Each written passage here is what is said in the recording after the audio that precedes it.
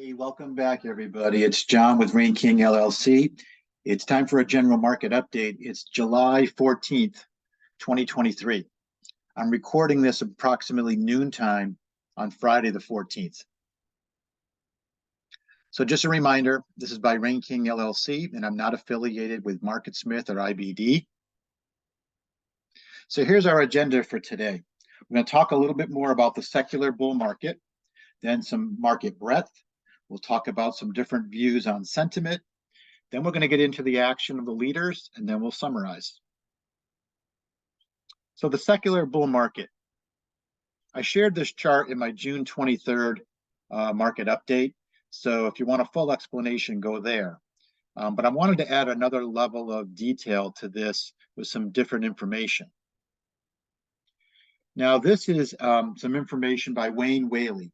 And what he did is he has done some price pattern precedents for the year 2023. So what he basically did is he programmed his computer to look at similar years that started in the first 6 months with a 15% plus gain in the first 6 months, with strong Januaries, and only one negative month in the first 6 months. In this case, February was a typical one. And when he asked his computer to spit all this out, it spits out all the years that are very, very similar in price pattern to 2023. And you can see here the one with the most correlation was 1958, but it does list a whole bunch of other years there. So we're going to look at this and overlay this actually on the secular bull market. You'll notice that he did flag that August was not a great month for any of these precedents. So let's look at this in a little bit more details, particularly 1958. So here's my secular super cycle chart. But what I've done is we've overlaid those years from the Whaley precedents in blue. So in his precedents, he said 1954 was similar, 1955 was similar, 1958 was what he thought was the most correlation. You'll notice that all of these years happened basically along the secular bull, in this case, a 25-year run. Now, the next batch that he had on that chart were 1985, 1988, 89, 95, 97, and 99. Again, all of those occurring during a secular 26-year bull market. So where does 2023 leave us? Well, we are at this point here in a super cycle from 2009, which we talked about, to 2035. All of these points basically show you're in some midpoint on the run. So if this is true and has some odds to it, it could suggest that 2023 is somewhere near the middle of this big secular bull. So it's just an interesting other layer of detail to put on the secular bull market. Now, if you look at seasonality, July tends to be a strong month. These are returns over the past 10 years. 90% positive in July with a 3.3 average return. So that's really great. And I think we're experiencing some of that in the first couple of weeks of this month. But be aware, August, the summer doldrums kick in. August tends to be a very, not a great month. And September is actually a negative month. So we're going to be entering a seasonally weak period for the month. So if you have gains in July, enjoy them while you have it. Hopefully you can cash a few of those in and be prepared if we do pull back in August and September. So going back to the January breadth thrust update, the Whaley breadth thrust, just wanted to kind of update us with the current chart. This is the S&P chart in blue, a line chart.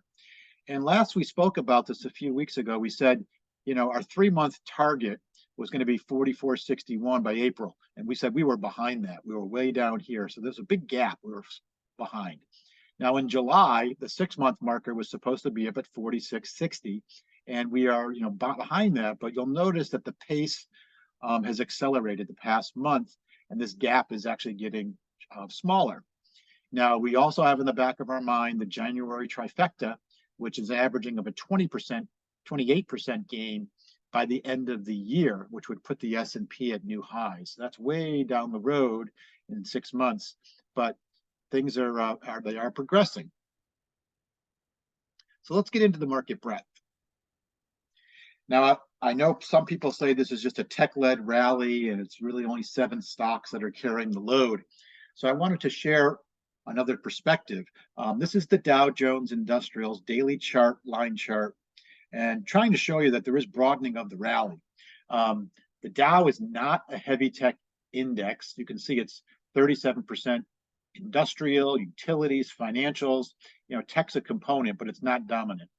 But you can see we've been actually having higher lows in the Dow, and actually we are approaching the December 22 highs, and we're getting ready to break out. So there's definitely some broadening of the rally, which is really, really helpful.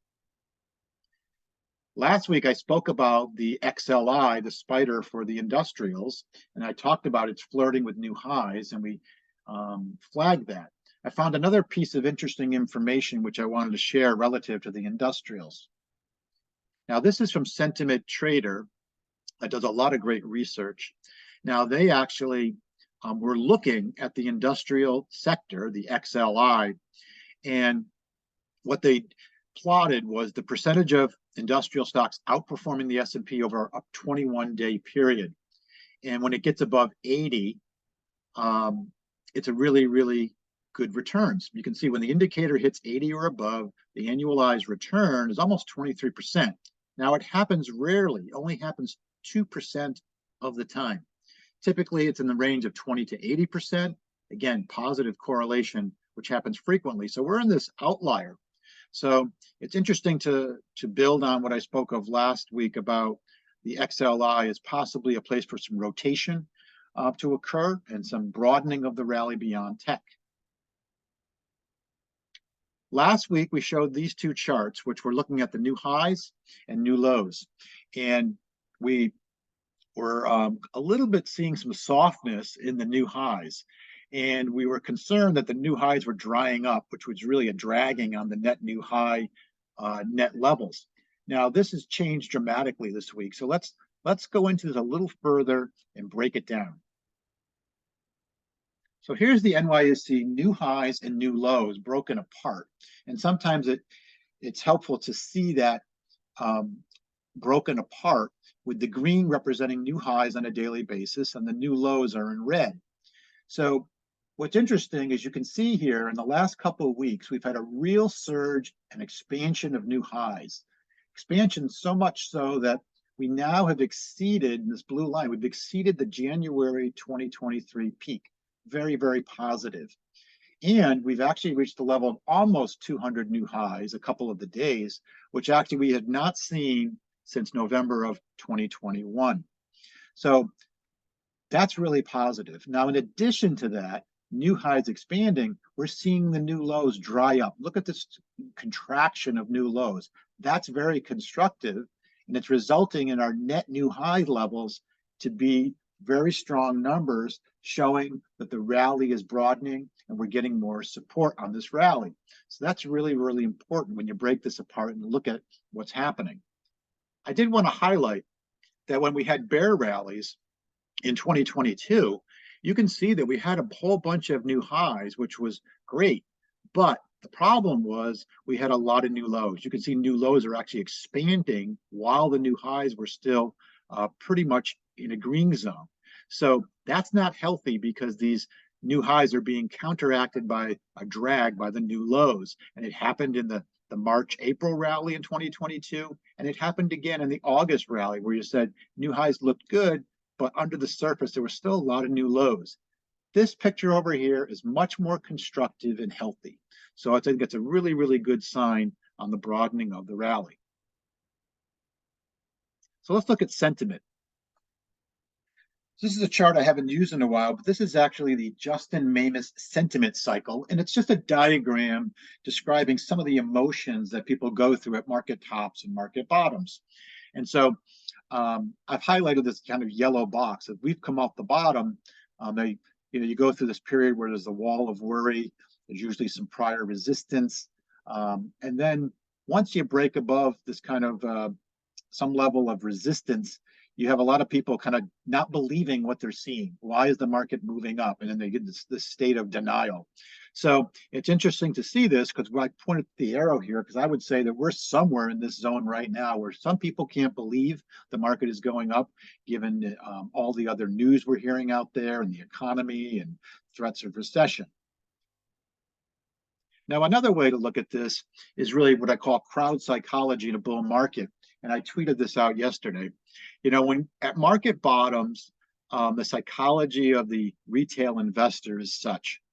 When you get breakouts off the market bottom, the public is very hesitant to buy anything because they've been conditioned into losses and they're very scared. When they finally do get a breakout and it starts to work, they're very timid. They take very small positions because they want to be sure it's going to work. And if we get a pullback, which might be a normal pullback, they usually get scared out of their positions because they've been conditioned through a bear market to take losses. Now, even if they survive a normal pullback, they tend to take their gains really, really quickly, believing this might just be a bear rally. So there's a certain psychological state of the public at market bottoms. So, all we want to do is we want to follow the evidence that we're seeing. And right now, the evidence is very, very constructive. So anybody who's late to the party and is buying late in the rally due to FOMO, finally seeing what's happening, got to be very careful of buying extended stocks because when we do pull back, you're going to get stopped out. So the psychology is really important to be aware of. Now let's look at some of the action of the leading stocks. We talked about them last week, and I want to follow up at looking at those this week. Before we launch into the leaders, just want to look at the S&P 500 daily and looking at the potential pullback levels. We're up here today. We are stretched above the moving averages, and it's pretty likely we're going to come back in. So I've marked here, even if we come down to the 50-day moving average, that'd be about a 5% plus pullback, which would be very, very normal and actually very, very healthy for the rally. We might not go all the way to the 50-day because you'll notice that the August 22 highs are over here. That might be a point of support as well. So it's really a zone in here of yellow that I've shown that we could pull back to this zone at any point and really still be very healthy and constructive. If we pulled back 8%, we'd be way down here. This would be a little bit more concerning to give back this entire run. So just some things to keep in the back of your mind as the market pulls back. Now let's get to the leaders. So we always want to monitor the action of the leading stocks and how they're holding up. Last week, I mentioned one of the things I look at is distribution days in the individual names. And I mentioned that in a 10-day window, 1 to 2 distribution days would be normal. 3 to 4 would be concerning to have that much distribution in a 2-week period. So I've actually shown a bunch of the leading stocks, and I've now updated it with the distribution days. You can see most of them are 1 and 2, except for a couple stocks are actually hit 3. Now, the other 2 things that I look at are the percent off the 52-week highs.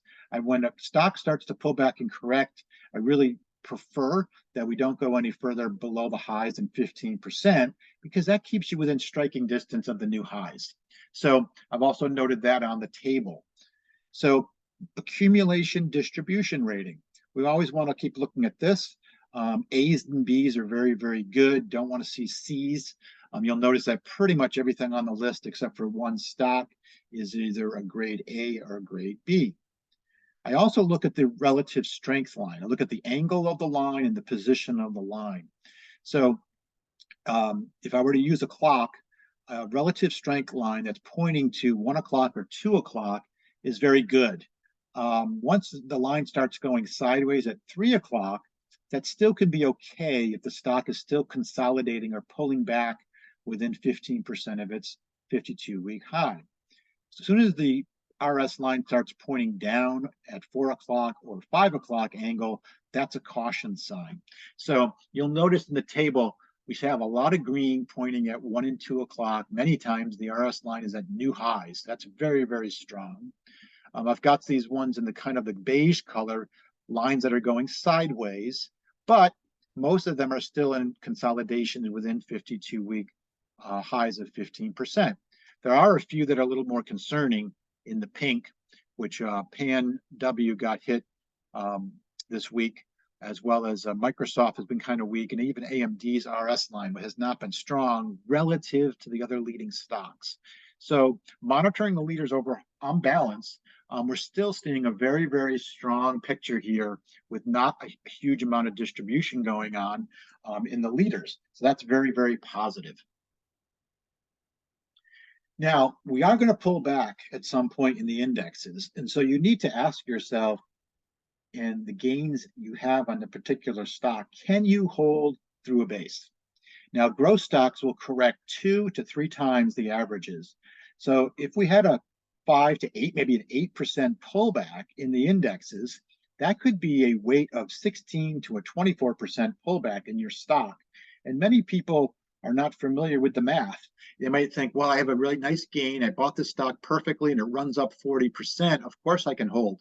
Well, a 40% gain, if you actually have that stock form a base 25 to 28%, you're actually back down to break even.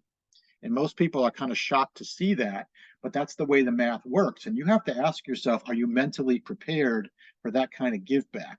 You really need to see, hopefully a 50% or a bigger gain to say, can I hold through a base? So it's a great mental exercise that you might want to run to see if you really are prepared to give back some gains because you believe you have a big winner. Now, to summarize, the indexes and the sentiment are definitely stretched. Be aware of buying stocks at this stage. It's really, you're late. FOMO buying at this stage might get you into trouble and stopped out. Now, we talked about the S&P pulling back to the 50-day, be more than normal. It actually could be quite healthy for the up leg of the market to continue. Now, we saw and demonstrated that the breadth has really improved this week. We actually had 5 days in a row where the breadth of the market was stronger than the gains in the S&P index. That's really, really a good sign. So as I mentioned, rank your stocks from your best stock to your worst stock. You always want to know from best to worst your stocks. And ask yourself these questions. Which one will you sell at a 20% gain? Because as I mentioned, if you only have a 15 to 20% gain, you might not be able to hold through a correction. And which of your stocks will you hold to play out for potentially bigger gains? Which of the names you have the most conviction in that you plan to try and hold? You want to check your cushion. How much cushion do you have? And if a base forms, will you be able to hold through that base comfortably? So it's really a gut check, because if you're going to try and hold a stock for a big, big play, you have to be willing to give back some of your gains, because you're trying to play it out as a strong model book stock that you believe is going to go up 75, 100%, 200%. And if you're going to hold through a base, you're going to give back 20% of your gains probably or more. So you have to be mentally prepared if you're willing to do that. So hopefully with the market moving this week, you've been able to move up your exposure levels a little bit. I still think 50 to 75% range, depending on your level of aggressiveness, incrementally is a place to be. We don't want to plunge in, and we do want to have some reserve. So when we get a pullback, a new base is formed, and we want to add to positions, that we do have some cash to do that. So don't chase extending stocks, and always watch your average cost before you make that additional purchase. This week's quote's from Stan Weinstein. The tape tells all, and our job is to listen properly. It's all about interpreting what the markets are saying each and every day, and we don't make predictions. We try to follow the evidence. Now, a couple of upcoming events for myself. I will be part of a Spaces talk with Jim Ropel, and you're welcome to join that. Go to Stock Chart Art. He has some great materials. We're going to have a Spaces talk about the new bull market. That's on July 19th at 7 p.m. And I'll also be on a podcast on the Roe Show, which is Rosanna Prestia, and I'll be doing a podcast with her on the 20th. So check out those if you're interested in hearing the conversations or contributing. And that's the general market update for July 14th, 2023. Here's where you can find me on Twitter, YouTube, and email. We'll see you soon.